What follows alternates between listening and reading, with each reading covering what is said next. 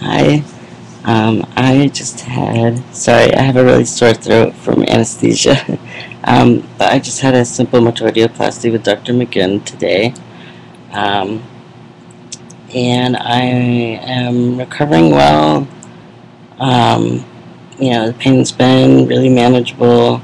Um, Actually, my front hole hurts more than my dick. I don't know why. I'm guessing swelling. There's a good amount of swelling there, which is to be expected and totally normal. And yeah, I'm just relaxing, pretty much just lying down with my hips elevated right now.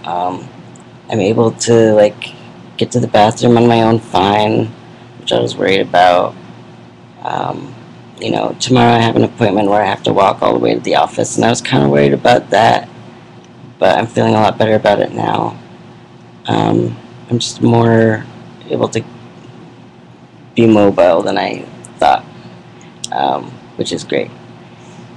And I do have a little bit of a sore throat. It was a much more sore and dry throat initially, like right after I came out of surgery, than it is now. It got better. I had some ice cream, which helped. I highly recommend it. But yes, so I got to the hospital at 6 in the morning, had paperwork and blood work done, and that probably took till about 7:30 or so.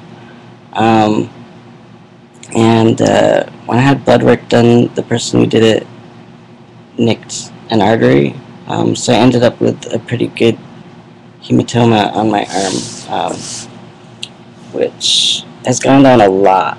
It's pretty much not raised up that much now. It's still a little tender. You can see it's discolored a little bit. Hard to see in this light, but it was a pretty good sized egg. I was talking to a nurse and Dr. McGinn later on, and I was like, oh, just I'm kind of worried about this. It's swelling up, and I showed them, and they were like, oh, what happened there?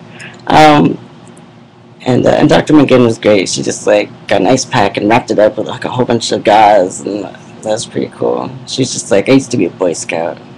I said I used to be a Girl Scout, which is true. And then she asked me about cookies. So yeah, she's good.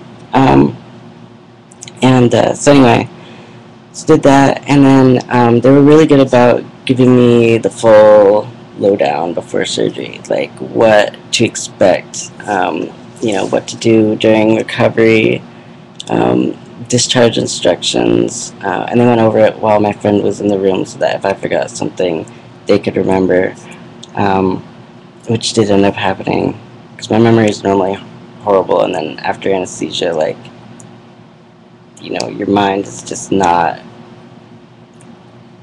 right. Like, it's hard to remember things and piece things together, and you're like, ah, and some people get really grumpy, and I wasn't really grumpy, I just was like, ugh. I was mostly just really set on having ice cream. So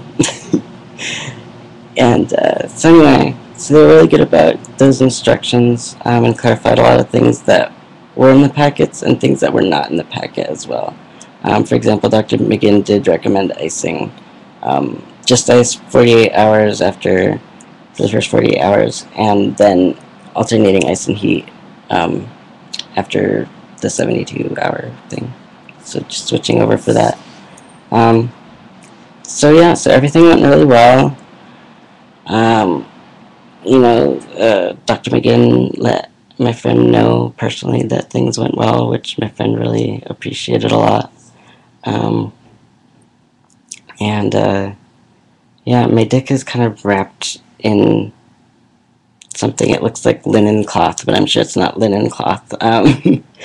So there's that, and then there's a little plastic cuppy thing on top of it, and there's gauze, and then I have these. They're just thin, disposable undergarments just to keep the gauze close to me. And then I put a maxi pad into boxer briefs, and I really recommend that for people getting this procedure. I do have a drain. I couldn't figure out what it was at first, and then I realized its function was there's a lot of blood, which is to be expected because, even though it's a relatively superficial procedure, it's in a place with a lot of blood supply, and so there's a lot of that going on. And pretty much all I can do, or I'm supposed to do for the most part, is lie down with my hips elevated, which I've been doing. But I'm a lot more mobile than I thought I would be. Like, I can get to the bathroom on my own just fine. Um, I can stand up and grab something if I need to. I wasn't really sure what that would look like for me or how I would do. Um, but yeah, so it's been fine. And I haven't noticed an increase in fibromyalgia pain. And so that's good news as well. A little bit of nausea, nothing really much. And overall, like, despite some complications, I had a really good experience. So yay, and I'll update you tomorrow.